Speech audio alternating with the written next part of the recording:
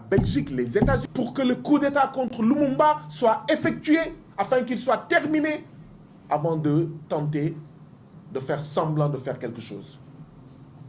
Frantz Fanon, d'ailleurs, à l'époque, avait écrit un texte pour magnifier le courage de Lumumba.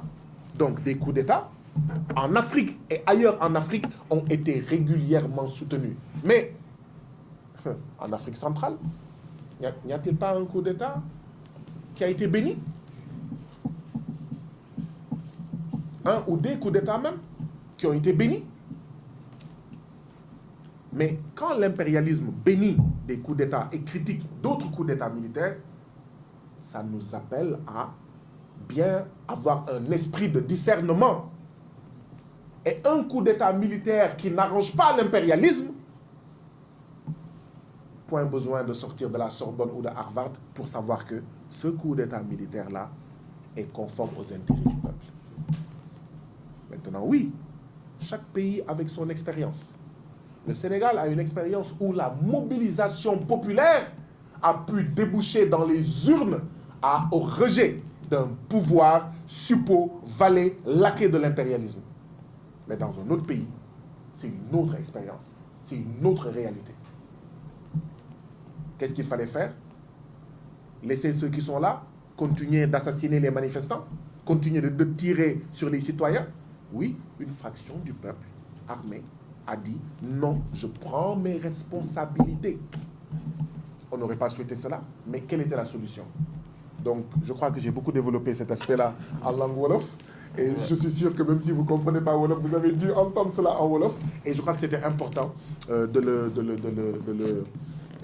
d'en parler un peu en français. Parce que notre rôle aussi à nous, c'est de déconstruire tous les médias mensonges. C'est de déconstruire les discours de tous ceux-là qui veulent obscurcir la conscience de nos citoyens et de nos peuples. Tous les coups d'État, Thomas Sankara est arrivé au pouvoir. Comment?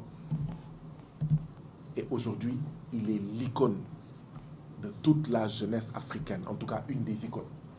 Donc, Hugo Chavez, il est arrivé au pouvoir comment? Castro, il est arrivé, ils sont arrivés au pouvoir à Cuba comment? Donc, si l'impérialisme fait preuve de discernement en disant bon coup d'État, mauvais coup d'État, nous, citoyens, nous devons avoir l'intelligence aussi d'avoir un discernement en attendant que nous ayons ce que nous voulons.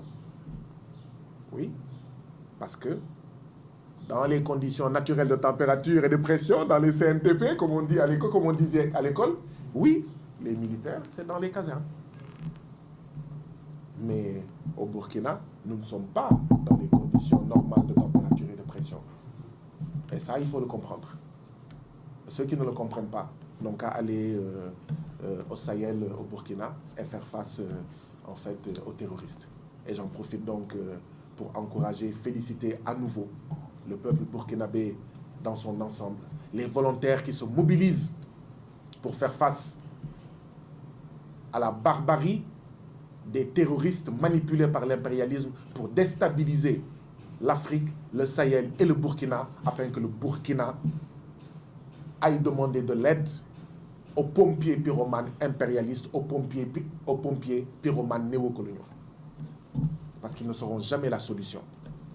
C'est eux qui ont créé ces terroristes en bombardant la Libye de Kadhafi et en libérant cet ordre de sauvages, je veux dire les terroristes, et qui les manipulent.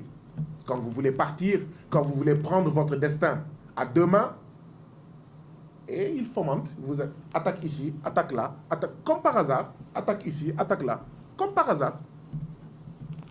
Comme par hasard.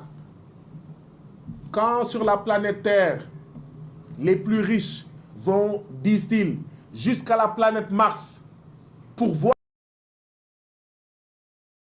ici au Burkina, au Niger, au Mali, on n'arrive pas à voir les terroristes. C'est qu'il y a un problème.